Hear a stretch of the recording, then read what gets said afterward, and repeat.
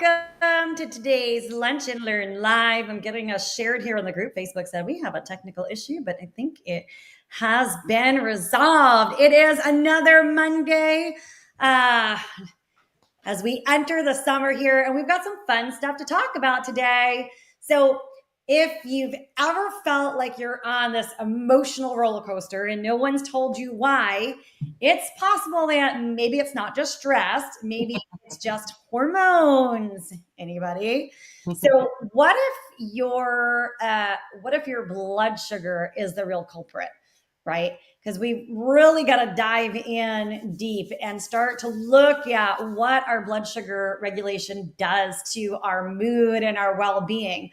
I remember I had a client once and she came in and she said, Dr. D, I can't figure it out. But every day, somewhere around like 3 o'clock, I find myself I'm just get really depressed and I start crying and it feels like the world is doom and gloom. And, she thought she was going crazy, but really what we discovered was it was her blood sugar that was tanking. So once we were able to stabilize her blood sugar, those mood swings, that kind of roller coaster, that emotional roller coaster vanished. So today we've got to dive in and talk about this blood sugar regulation because it's so important for us in terms of our emotional well-being, in terms of our weight loss, in terms of our productivity, in terms of our focus and our concentration. So those are all reasons why we want to pay attention. So Miss Carissa, how are you today? I'm well, thank you. I'm excited to talk about this because I see it all the time, right? When blood sugar is all over the place, and it's something that's silent, right? You don't even really notice it. Oh, But it's like the emotions get louder, energy drops faster, and even the smallest things feel overwhelming. yes. And I always, say to clients and remind myself too, it's not just about what you eat. It's how your nervous system responds to what you eat.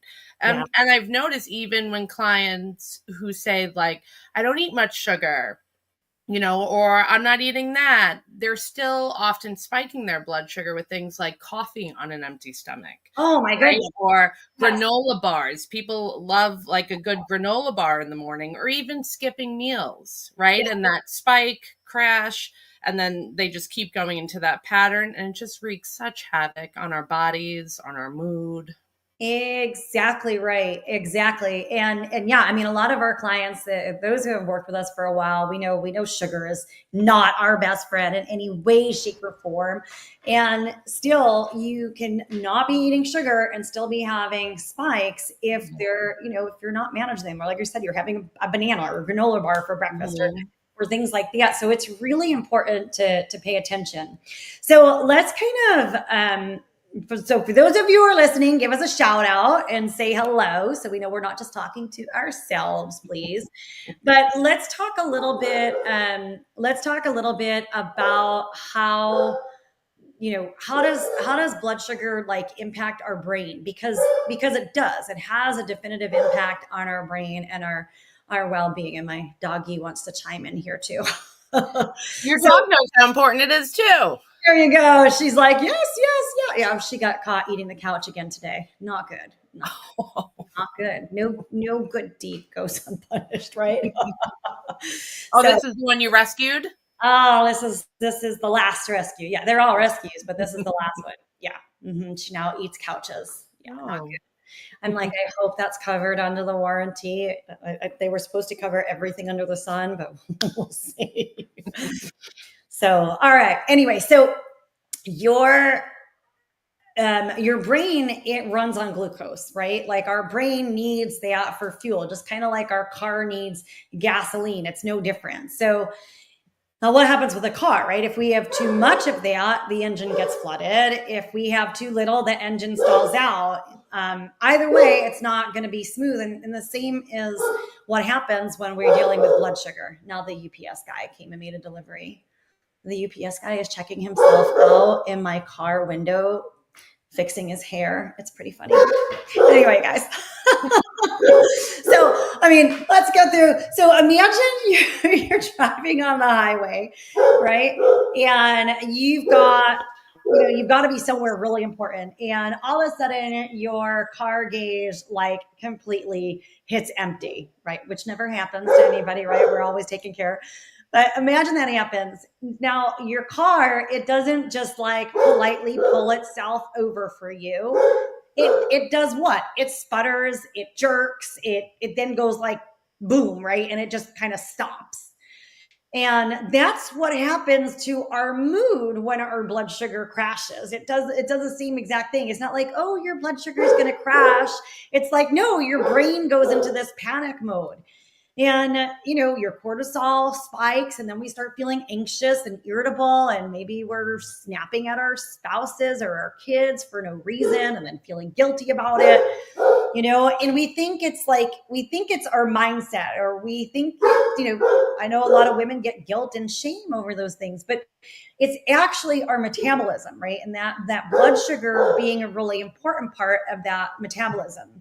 So now imagine you flood your body with too much sugar. So that's kind of the crash part. Now imagine you like give your body way too much sugar, and you go from 0 to 100. That's like, it's like pressing the gas pedal all the way down on your car. So what happens when you just push the gas pedal down? Well, if your wheels are just going to kind of go like this, spinning around in circles, and then we crash, right? Because the car takes off.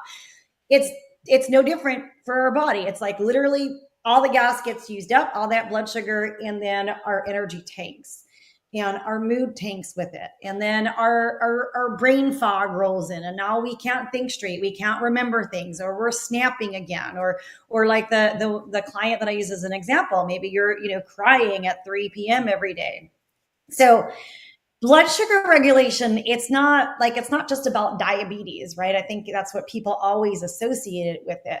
What we do with our blood sugar in our body is impacts what happens with our brain as well, right? And we haven't even touched on sort of the weight loss piece here, right? Because when our blood sugar is all over the place, our body says, okay, send in the insulin, and now all that stuff is getting stored. If there's too much blood sugar in the body, too much glucose going through the bloodstream, we're storing that for another time. It needs to be safe. So we've got to start to pay attention to these things. Does that make sense?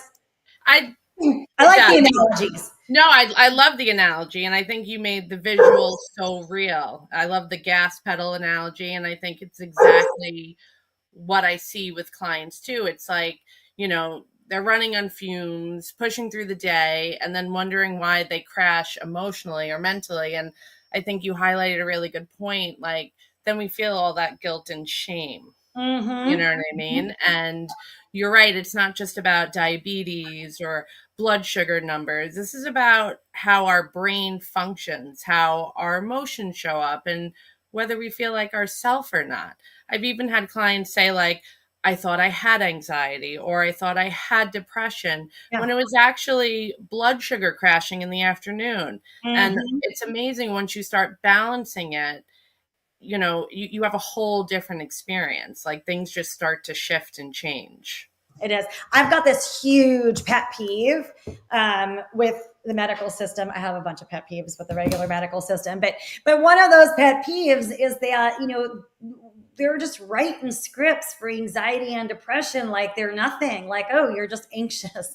Here, let me write you a script. And so much of our society are on medications for mood. And we're like, well, what if we just ask questions, like basic questions, like what's happening with the blood sugar? Like what's happening with someone's GI system? Like maybe people wouldn't be on this level of medication that they're on today. And that, I mean, it's, like you said, like sometimes people feel like they're going crazy, but what if it is just that blood sugar is out of balance? So, I mean, when we're having those ups and downs, it is time for us to turn around and take a look. I mean, imagine it's like going back to like the car analogy, because it's real easy. Like you wouldn't just pour maple syrup into your gas tank, right? And expect your car to run. And yet that's what most of us do. Like you said before. So it starts with breakfast. So if we're starting our breakfast with a banana and a coffee, for example, or I mean, people think they're doing a good thing with smoothies when they're having smoothies that are loaded with, fruit juice or bananas or all these high sugary things, but no protein and no fat to slow that blood sugar down. Or think about the traditional American breakfast. It's like a bagel or a muffin or a croissant or things like that. And that's right off the bat giving the brain like a blood sugar spike, and then what happens is, so you've got this blood sugar spike straight in the morning, and then come afternoon it's like the cord just gets ripped out and now like Yeah. you're shot down.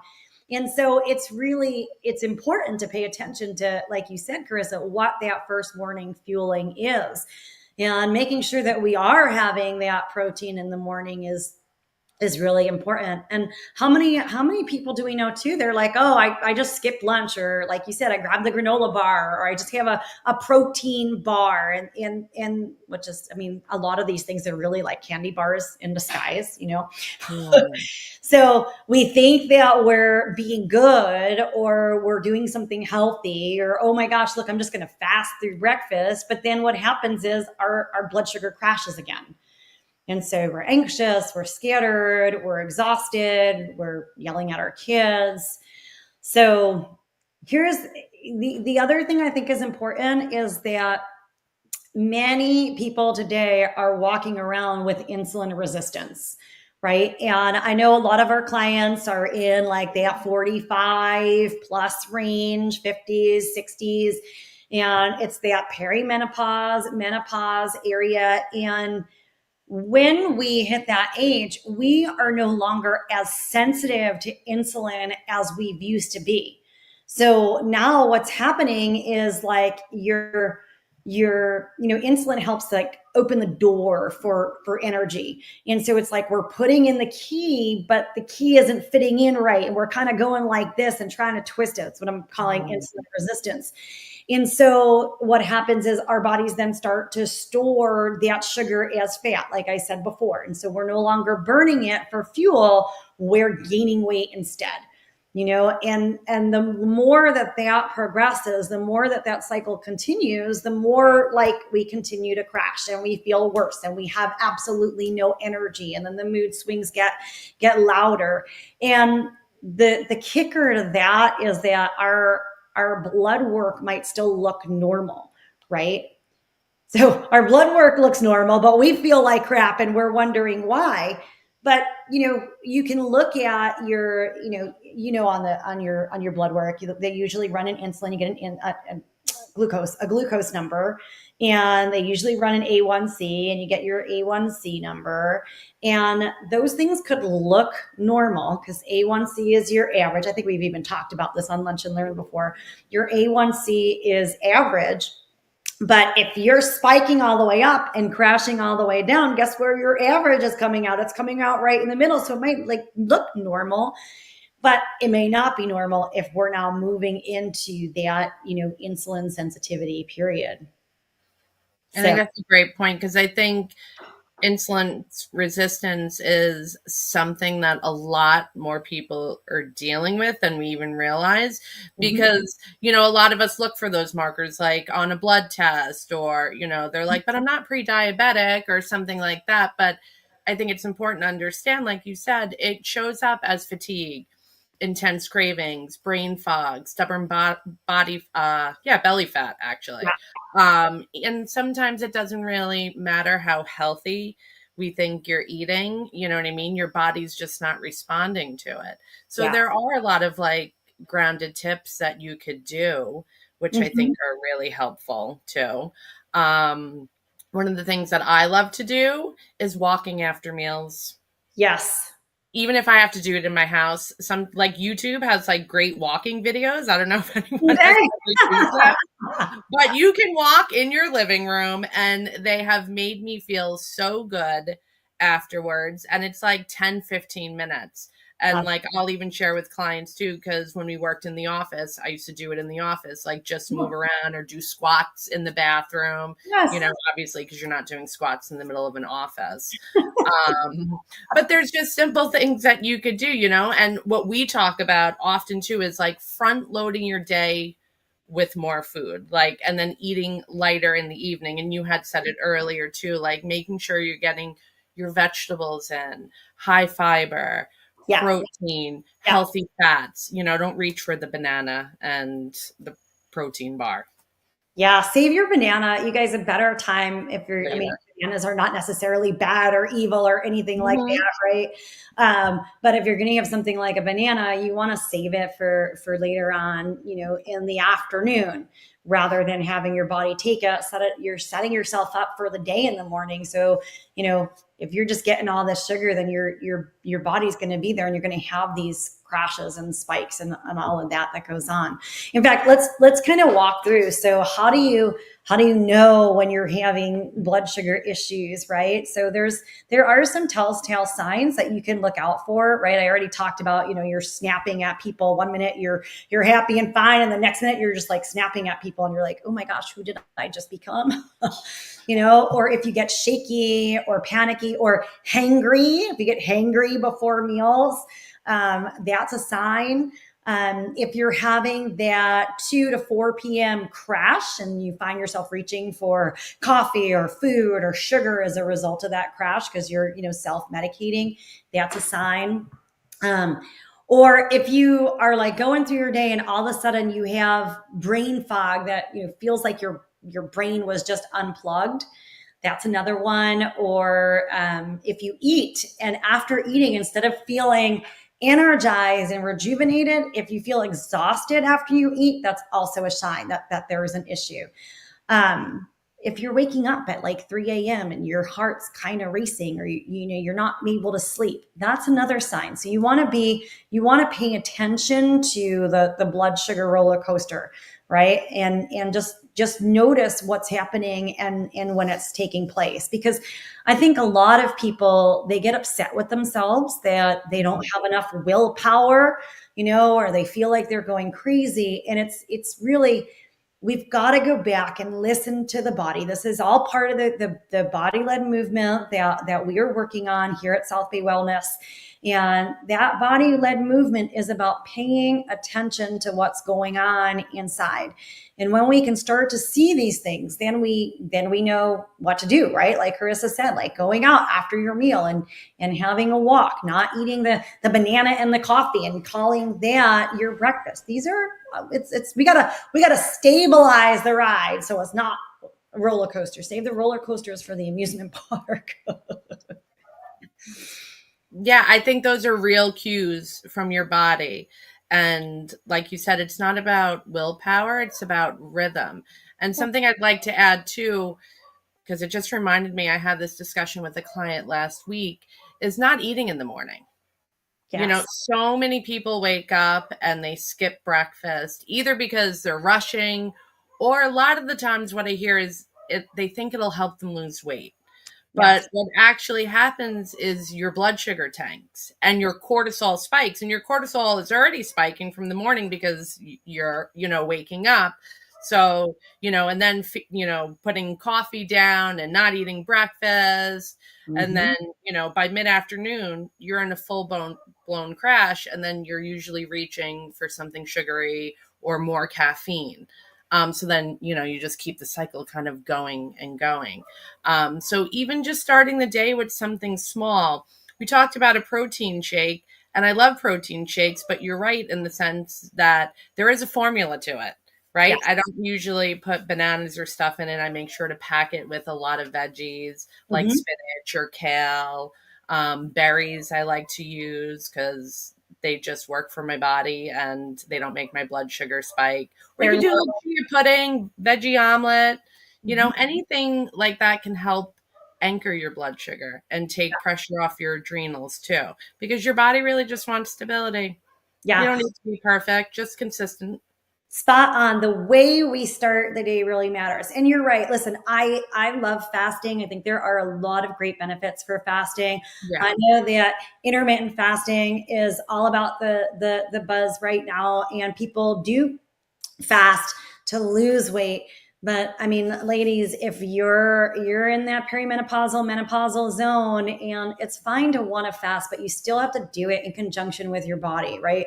As our hormones change, like Carissa said, you're having that cortisol spike in the morning.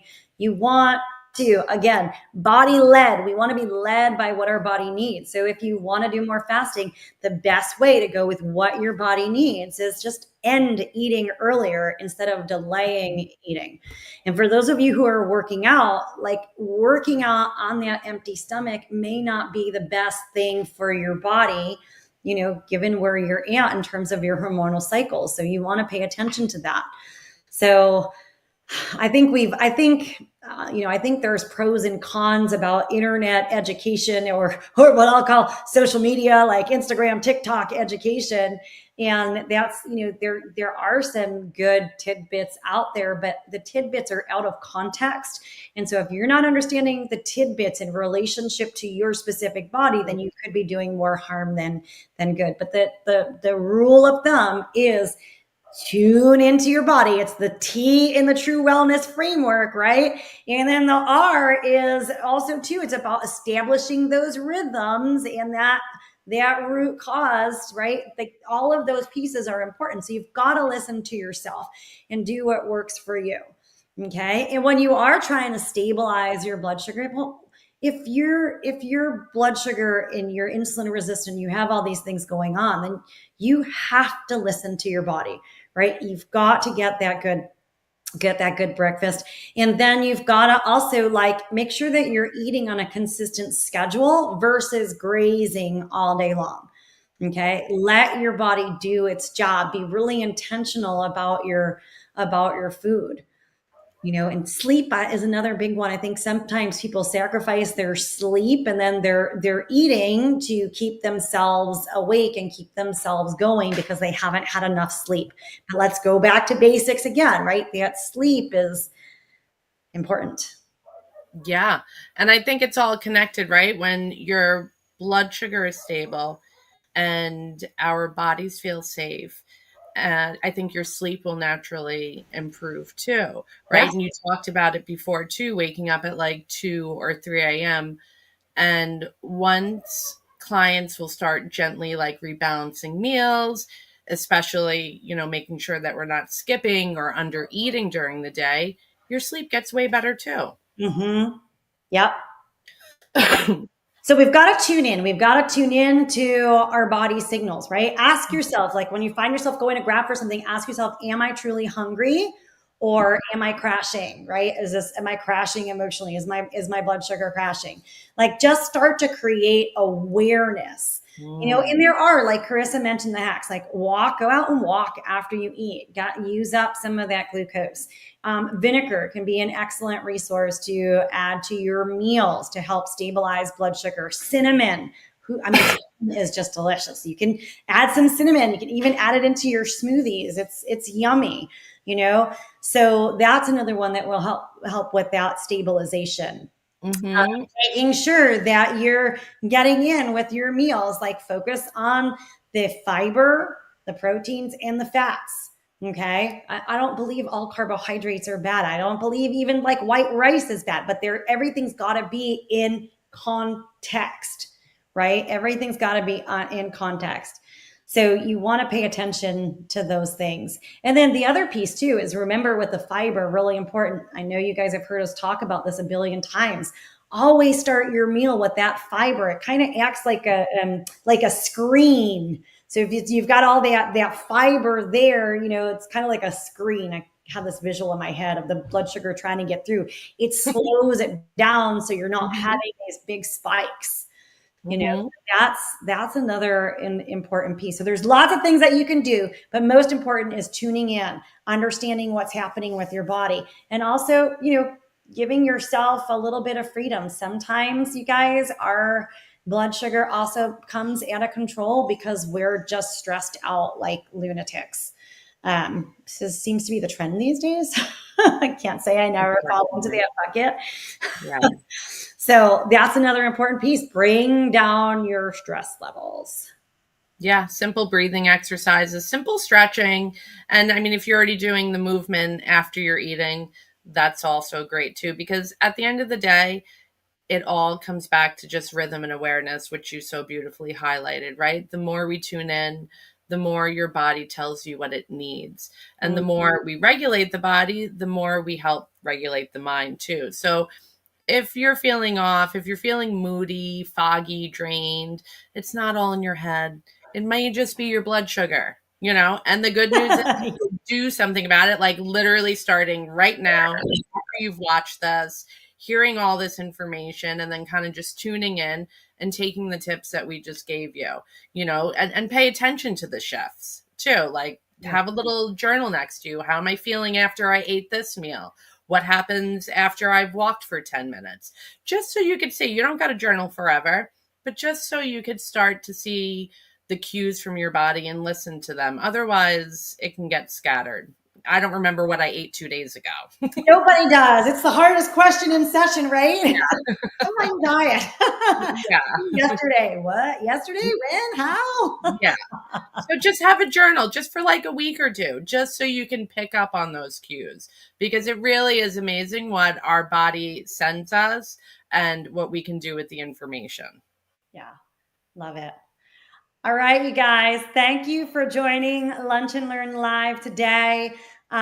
We are glad to have you here, and hopefully we have given you some things to think about, to look at, to work on in terms of your health, some real ways to get your mood stabilized, to get your blood sugar stabilized so that you can enjoy further health.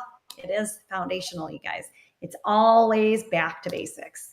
Definitely. So we'll see you all next Monday, same time, same place, 12:30 Eastern Standard Time. Bye, everyone. Bye.